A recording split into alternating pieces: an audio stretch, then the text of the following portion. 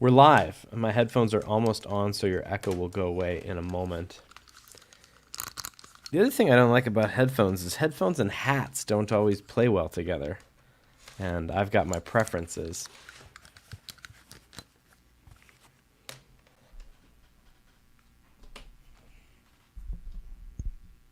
Can I hear you now? You're muted now. You can hear me when I I can want you hear to you. hear me. There we go. Hello and welcome. Wow, 3 people out of the gate. This is exciting. These are unprecedented numbers. Thanks I for bring, joining me. I bring the crowd. Yeah. I like how you're carrying yourself with all the composure of that person in the Zoom calls who's like camera off the whole time and then they turn it on for a moment, mouth full of food, like in the shower, driving down the street, and they're like, "Hey, I just wanted to ask about the budget projections." Like, what are you? Say hello Where? to Lumberg. And your speed with your mute button is exemplary. I hope you know that. So I posted a video last week where I streamed the video on Tuesday night talking about just the sheer volume of content that we all have created and a way to look at it in a way that makes it productive, or to look at all you've created and what can you learn from that when you zoom out that far and actually see all of it. And I think for a lot of us, we create a lot of things and then forget that we create them. And there was some power to me in looking at all of it. And I made a comment at the end of that video about how, yes, I've made a ton of content. A lot of it's bad, but I've made it. And I received an irate phone call from you, just I don't think it berating was. me. I don't think it was irate. I think it was firm. I was worried for our budding relationship what this would mean moving forward. And so I've been ruminating on that and thought we could have the discussion about what is bad content. And I get that by making a video about bad content, and if some of what we're saying is that there is no such thing as bad content if you can blah blah blah, people are going to watch this, and there's an expectation for this to be good. I think if we're marketing ourselves as the experts on not creating bad content, then I think someone sitting down to watch this video is going to be like, "Hey, this video about bad content, not great," and that's my fear. Well, It's my cross rest to bear. your rest assured, it's not going to be bad because one of the things you can always do to turn something from bad content to good content is throw a curveball. Um, that usually starts with a little bit of suspense. So, I'll give you an example. I purchased something on the internet recently, and I'm so excited to share it with you and all of our viewers. Okay, I Why see. why did I purchase this? I'm not sure. So I was searching the internet for large orbs, and there's a lot out there. Yeah, make sure you turn safe search on. Yeah, definitely. And so I wanted something that I could hold that was made of a like one or two elements, like not a lot of components, not a lot of materials, and it was just very sculptural. I wanted something where somebody looks at it and they're like, "What the heck is that?" That's what I want to own, and if it can have a weight to it, even better. So I It bought a solid steel chrome orb. it's I just have to imagine someone logging in for a moment now and looking at this video that's called bad content, and this is now suddenly looking like a home shopping network presentation. I bought a state of the art chrome finished orb. This orb is about as big as a softball, and it really puts gravity in perspective. Like the weight of it for something this small is insane. We're What's it talking made out like of? it's made out of solid steel. It's not hollow. That's legit. Yeah, it is legit, and it's magnetic. So I made this walnut base, and I put a little magnet inside, a little neodymium magnet, so You it can, made the walnut base? yeah, so it sticks right on that magnet, pretty Nice. strong. But I mean, this is dangerous. If this falls on your toe, I mean, your toe bones are they are candy cane dust. Yeah, I was Okay. gonna say toes are one thing, but you're holding it over your laptop. That's what I'm more Oh concerned yeah, I about. mean, like, oh, Yeah, you're up. it's If you gone. drop that, you got to upgrade. Getting the Yeah, M1 and Pro. it's one of those things where you really feel gravity. Like, it's not just like, oh, this is an object that's kind of heavy, and if I drop it, it'll fall. It's like gravity wants this. Like, you can feel the pull. And so that got me started on something new, which is tungsten. Have you heard this? So tungsten cubes, you can get a cube of tungsten that is literally half this size, yet triple the weight.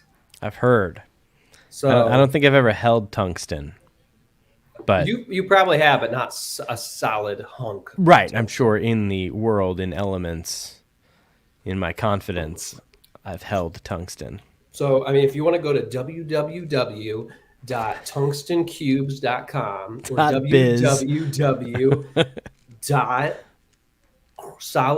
chrome steel orbs, you can pick one of these bad boys up for $65. Yeah, and don't forget to use our coupon code for 6% off. Yep. Tell them S Dog sent you. So, like, already we've elevated this content from, just run of the mill, like, okay, these are two guys, waxing philosophical about, a number of topics, to like, man, these guys are introducing me to new concepts, to new products, to new ideas. We're talking about physics. We are getting to show demonstrations of things. So, I'll make the point that it really is just based on my own interest or curiosity. So you're leveraging your own interests and betting that there's going to be some people out there that resonate with the things that you find interesting as well. So you're not like thinking, how am I going to entertain these people or intrigue these people? It's how am I going to entertain myself and intrigue myself? And I And think other people are going to come along for the ride. so. One of the things that I was approaching this with was not at all a third person perspective. Like, I think when I say I've made bad content, what I meant by that, like historically, things that I've made that I would traditionally call bad content, is not something that I think other people wouldn't enjoy. It's stuff that I'm not proud of, stuff that I sort of don't want in my portfolio. Because if we were going to say bad content or good content is, the audience enjoying it, I've made a lot of what I would consider very good content that the audience absolutely does not enjoy or appreciate. Case in point, our crew commentary for the marshmallow lesson went up on YouTube late last week and fell absolutely flat. Like, I mean, I, just, I loved it. I know, one of my favorite things we've ever created. I think it was just a symphony of comedy that worked out in a very authentic way. And I think some people might be like, why did he upload that? That was bad. They never ended up talking about the video. They said one guy moved to Houston. That was like the only bit we got. And to me, I think I'm more proud of that video than I am the actual short film that we created. But that third person perspective aside, the concept of what is good content, what is bad content to me, and looking back on things that I've created, because you've created music videos and you've directed, you said a Super Bowl commercial for Nike, and like you've got a quite a rap sheet. And what is that? I mean, do you love everything that you've created? Mm, It's perspective. So I would say when I had the mindset of, oh man, I got to make all this awesome stuff for my reel, I got to make each one better than the next, and I got to make sure it holds up against all of these, other competing, similar videos and things like that. It was awful. I hated everything. I question choices. I look back, and I just am like, oh, that's so tough. But as I've matured, not settled, as I've matured, I can look back on content and think, oh, wow, I really like this because it reflects these various people that contributed to it, or it reflects this part of my life when I remembered I was really into this type of style, or um, oh, I'm sensing some themes that I have throughout things. I can kind of start to see fingerprints in it. And it's no different than having a bunch of paintings or sketches that you have when you look back and you're like, yeah, this is stuff I am proud of because it's part of me, versus just over critiquing it all the time. And you learn stuff on every one and it helps you with the next one. I want to ask this question. We all make two kinds of content. We make content that is for ourselves, and we make content that's for clients. And when we make content for clients, well, in both situations, we have limitations. We have budget limitations, time, scheduling limitations, personnel. It's not like when I make a personal project, I've got a $2 million budget and 6 years to do it. But by the same token, when I'm doing stuff for a client, a lot of times it's like, well, the only day we can shoot is this day where it's going to be rainy. And it puts me in a spot where when I look at professional content, I have to really I have to choose my perspective carefully, because I feel like I can look at any project I've done for a client, and I would use, like, let's say a nonprofit that I've worked with that I did a video for their gala. And I can look at that and say, well, we only got to interview 3 people. There were 2, like, we weren't able to talk to the, executive director of the organization. We weren't able to talk to a client that was helped by it. So already we're kind of limited in some of the story we can tell, but looks good. It sounds good. It's as good as it could have been given the limitations from the client. And then from there, I can go in to say, but I lit this poorly, or I wish I had done this, and I can learn next time if we've got a really tight schedule, I won't mess with this or this, and I can focus more on this because that's going to matter more in the end. And that's something that I've been trying hard to work on, rather than looking at some of these videos, which I think some of the videos I've created for clients have been, I think they've missed the mark. I don't want to call them bad because that's the whole point of this discussion, but I think they're not the best product that the client could have had.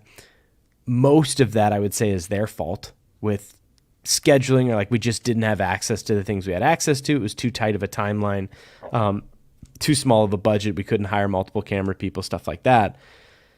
But then there's also the elements of, well, what could I control? Like sitting with the footage, could I have edited it differently? Could I have mixed the sound better? Could I have what could I have done within the limitations from the client that would have made this better for me? And that's something I'm still learning how to do, and learning how to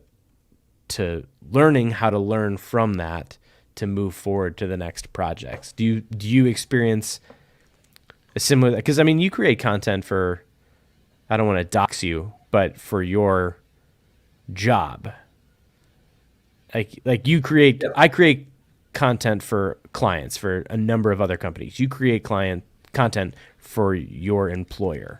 Yeah, which is similar to content for a client. But I think the difference is you don't get to walk away. You don't get to Why should that make any difference? I suppose I mean, you're right.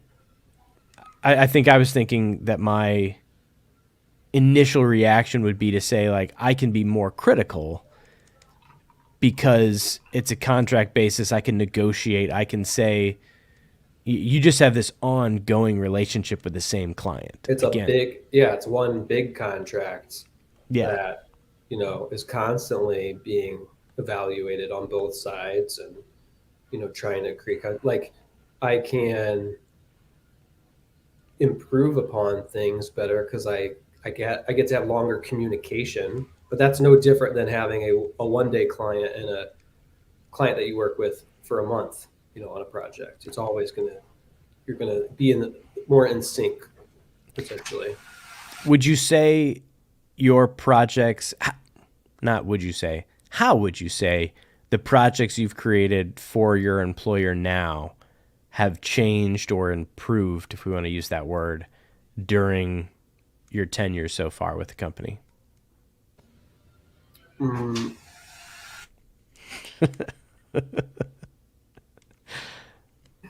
how have they improved? I mean, no different than, I want specifics. When you first started creating content for your employer, yeah.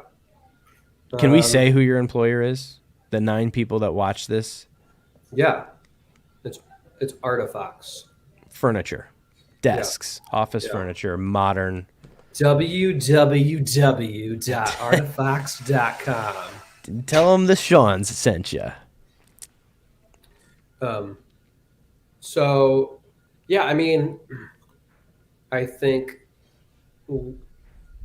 with my job, it's trying to, similar to, working for a client, it's trying to make the most of the resources that you have. So how can we be smart about things and take a limited amount of limited budget, limited time, limited resources, and create a library of content that's going to last us throughout the month, throughout the year. Um, and so the planning of that and the waste, you are extremely, what's the word? Not frugal. Um, it's not wasteful at all. You get a chance to say, okay, we are going to make this go a long way. And we're a part of that process because we have an in house team. Um, how it's improved, I mean, it's just, you find people that you like working with, and you're like, okay, that's the person I'm going to use for lighting this every time. Somebody else is really good at retouching. Okay, that's who we're going to use, or that's the new bar that we have to, Mm-hmm. hit. Um, and you just constantly evaluate as you go. Are we getting better or worse in this area? So if you were talking to let's stereotype the type of person who would follow me enough to watch this video. There's a lot of creators who are dabbling in other things. People who have been historically like a camera operator, now they're trying to produce more, or they're trying to build a channel to explore other mediums and stuff like that. How do you take what you've learned about critiquing yourself and evaluating your own work? How do you take that even from your employer, but in your personal life too, in your passion projects? What advice would you give to somebody who might be frustrated with the work that they're doing or how a project ends up at the end of the day? Well, I think it goes back to what you were saying about, like, what are the things that I could control and what are the things that I couldn't control. Really being mindful of, like, being aware of that. So that's how you kind of evaluate. Have you ever heard of the Serenity Prayer? Yes.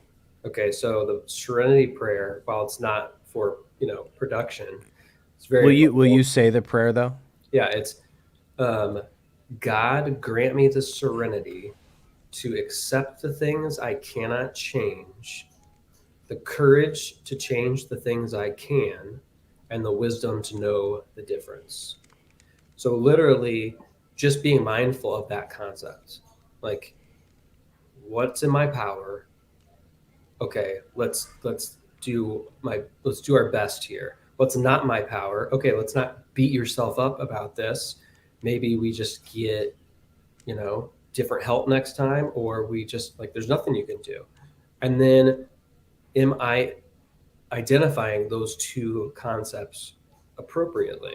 You know, is it something where I'm like, oh man, this is the client's fault, but it wasn't the client's fault, you know, or oh, we didn't have enough time, but I could have managed my time better.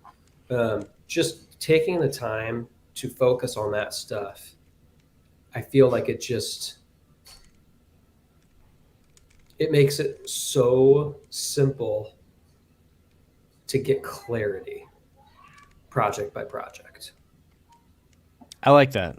And I think if I were to try to summarize all of my, anytime I've had an issue with content, I mean, it's the artist's dilemma of you could work on a project forever.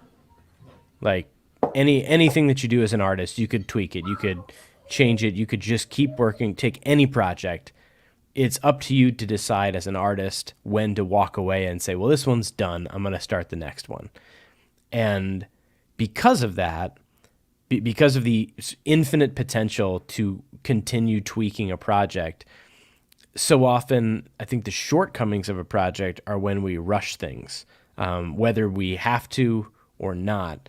Looking, if I were to look at all the projects that I roll my eyes at that I've created over the years, I can always come down to like, well, obviously that looks like that because we only had 20 minutes, or because I rushed it because I didn't take the time to give it the attention it deserved.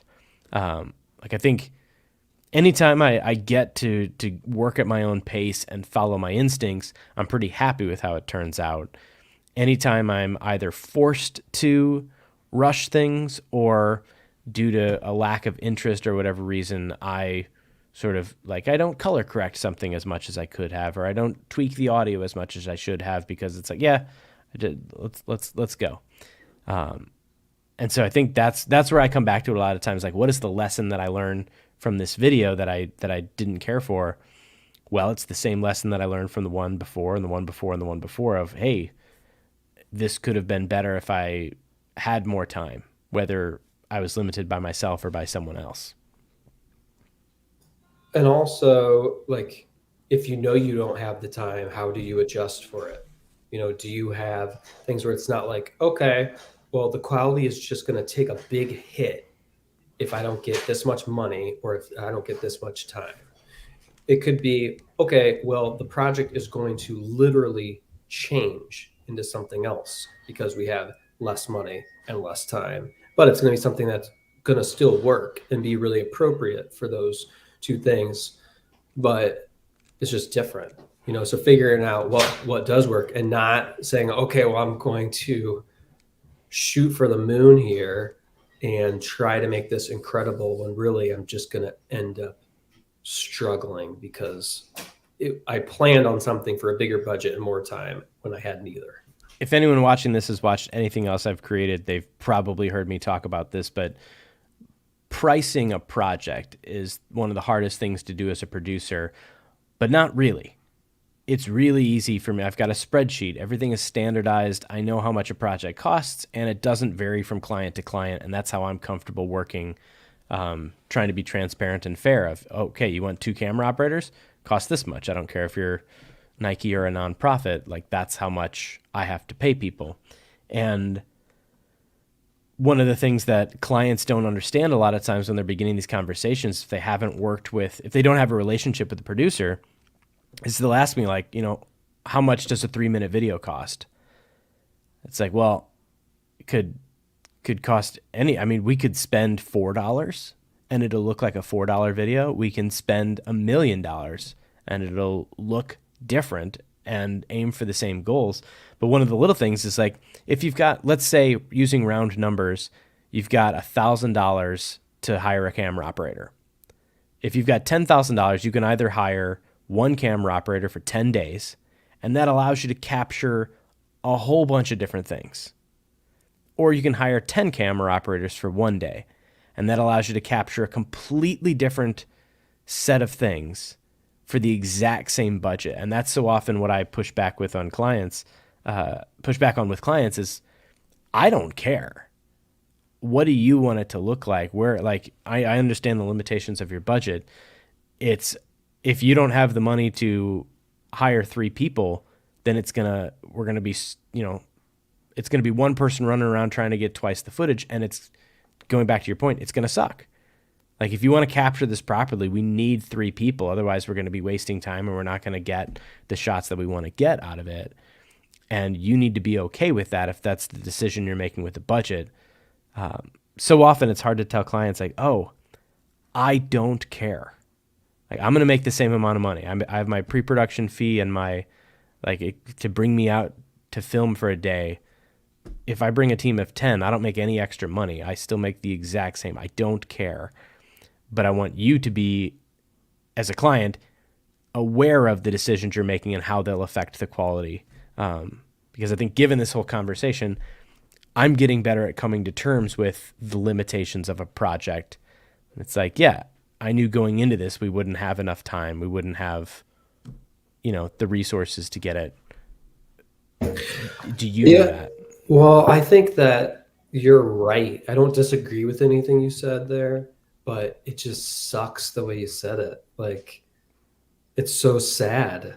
It's so like, It I don't really care. I just want to make sure you know that you're completely screwing yourself here. Or you could do something that will work and it'll cost it, because they don't know any of this. Like yeah. they are like, well, what should I do? Or what's gonna be cool? And so I always come with the approach of, okay, so this is your budget and you have this amount of days. That's a lot less than I thought. And you want to do this kind of documentary style thing. Okay, well let's figure out how we can make it cool. And okay, well, you know what? Let's just shoot all B-roll and no talking head at all. No, studio shoot. And let's just do voiceover and we can put those together and it won't look quite like you envisioned at first, but it's not going to skimp on quality and it's going to be amazing, and like giving in those options and like, well, no, I think I want to see the person's face here. It's like, okay, well, if we want to do that, and then they're putting it together versus you just being apathetic about it. I guess apathetic wasn't what I was trying to address with my apathy was so often I struggle with a client thinking I'm just trying to like upcharge them and Mm, if okay. well, we could do this project for 5 grand or we could do it for 10. It's like, that doesn't affect me at the end of the day. Like I'm not trying to charge 10 so that I can walk away with more money. I'm trying to charge 10 so that I can pay an extra 5 people to put their hands on this. Right. Yeah. Can you So see the you're, comments on the screen? yeah.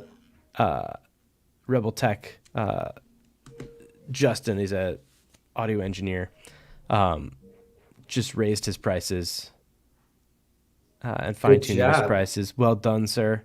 Yeah, I would say my pricing advice. Oh, here's another one. I'm a drone pilot. Pricing tips: raise them. Yeah. My advice to prices is always raise them. I don't know if you have health insurance, but if you do, your premiums probably just went up by 13% this year. And so somebody's got to pay for that. And unfortunately, it's got to be your clients.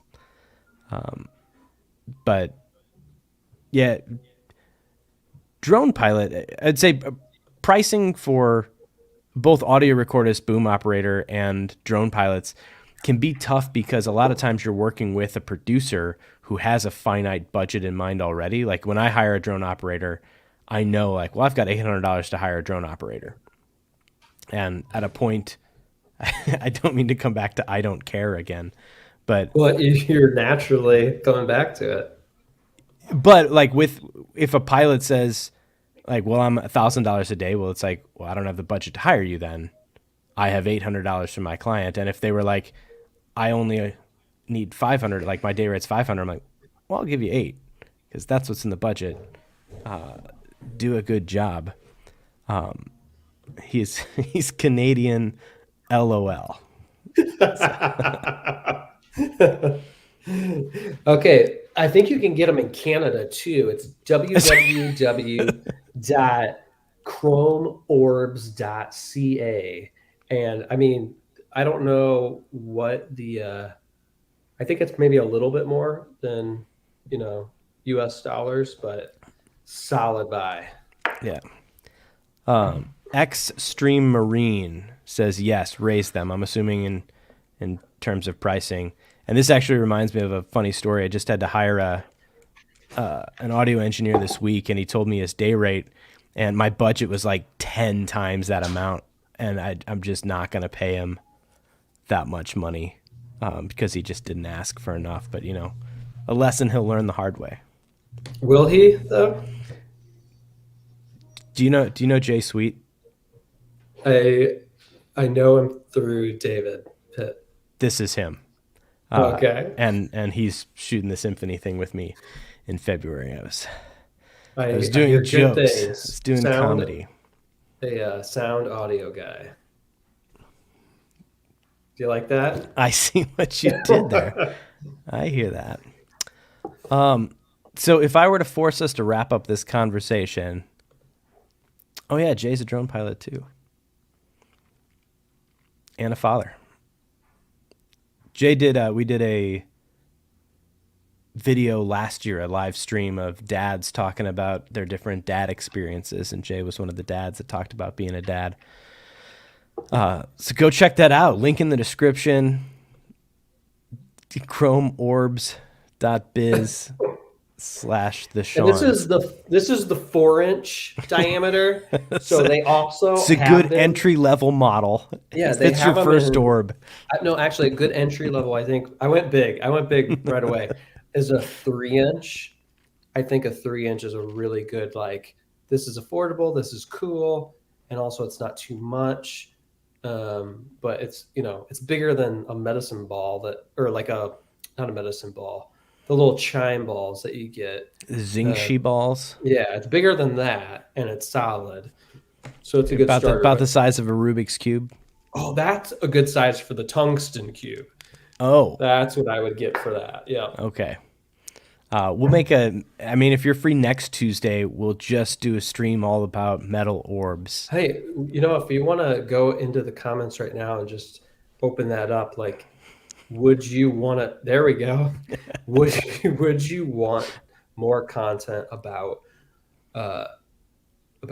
steel orbs and Not just tungsten steel. Yeah, it's cubes? steel and tungsten. Yeah. Is the tungsten available in a cube? Or I'm sorry, Yeah. in a sphere, or is the tungsten only It cubed? is. No, Okay. the tungsten is available in a sphere. Okay. And they give you a bonus too. When you get a tungsten sphere, you also get with the same price, included it in the Get out of package. here! This is Listen, stealing. Listen, you get an aluminum sphere that's hollow. So you get like, this is crazy heavy, and you get like, this is like a helium balloon compared to this. So they want you to have the comparison. But I'm telling you, man, like, gravity. What's the website? www.chrometungstenorbs.ca. This is changed slightly each time. /biz dentist. The other thing I'll talk about, since you want to wrap this up, right? I do. Okay. Bad content. Oh, I think that, yeah, I'm telling you, we're on to something here. It starts off with orbs and then it graduates to other things. But bad content. Like, let me tell you, I know I'm a little bit strange, but I don't think I'm the only one out there. I consume more content that is of the abstract nature than the storytelling. So I'm much more likely to watch a vintage training video teaching a Blockbuster employee how to close down the store at the end of the night the proper way. I'm more likely to watch that than to watch a new show on Netflix. And I don't think I'm alone. So what I'm saying is the type of content has expanded as far as like what do you like watching.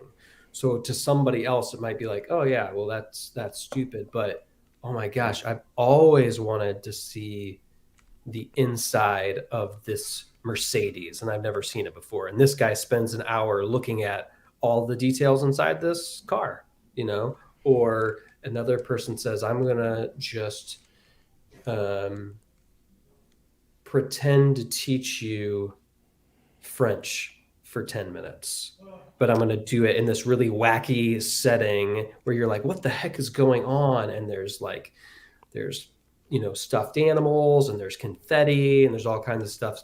And I'm just saying that there are no rules anymore at all. It's like if you enjoy watching it or listening to it or consuming it, well, then that's all you need. Preach. Yeah. I mean, screw this 3-act climax, resolve conflict, protagonist. Like, Take me straight to the time release safe at the Blockbuster.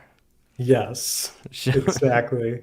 Or how to make a freaking Pizza Hut pizza in 1989.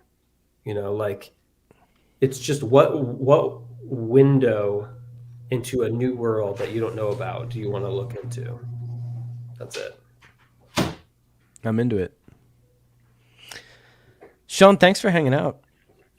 Yeah, this was great. We should do this again sometime. There's a whole lot more about bad content, and I'm just going to scratch this surface for us next time. But I told you about this on the phone when you called me berating me for calling my content bad. Firm. Again, you yelled. Firm. You sent me it was a ransom note is what it was. But I worked with somebody several years ago who was just interrupting me. They were a coach. This was their job. But as we were talking, anytime I said anything to the negative, like, well, I can't hire these kind of people, I can't do this kind of project, I can't be hired by these kind of people, he would stop me and say, like, don't say can't. And I was forced to rethink how I structured my sentence, which was just annoying at first, but after a while, I think it did start to change the way I thought a little bit, because instead of saying, well, I can't, if Nike called, I can't produce that sort of project, I'm not on that level. Instead of that sentence, saying something like, if Nike called, I need to work to prepare myself to be able to accept that job. And it's a subtle difference, and it sort of means the same thing, but it changes how you think about it. And as I look back on my bad content, I think that's a lot of how I need to reframe it of, this isn't bad, but this is a project where I didn't advocate for the right budget to light this as well as it needed to be lit given the situation. This wasn't a bad project. This was a project where the schedule got out of hand and we didn't have backup plans to accommodate the weather. And so there's lessons you can pull from that and value in that, but you need to take the time to reflect. More value than you would ever get studying and learning and practicing ahead of time. Like in some ways, there's no other way you're going to get that information, that data, those lessons, other than doing the projects. Yeah. Doing the projects, but then also deliberately looking back and reflecting and trying to find value. Because you can do a bunch of bad projects and say, well, I got a ton of experience. It doesn't mean anything if you don't take the time to say, well, I did a bunch of projects. What did I learn from those projects? How can I make my next projects better? Where did those show weaknesses and where did those show opportunities that we didn't necessarily harness? Yeah. Well, thanks, man. Andy Taylor. Also looking forward to the Orb Talk podcast. Andy, I've got a couple of videos about pricing. I'm by no means an expert, but if you want to email me, I'll talk drone pricing with you and tell you what I do and what I've seen from other people if it's helpful. Shoot me an email. explode@boomreactive.com.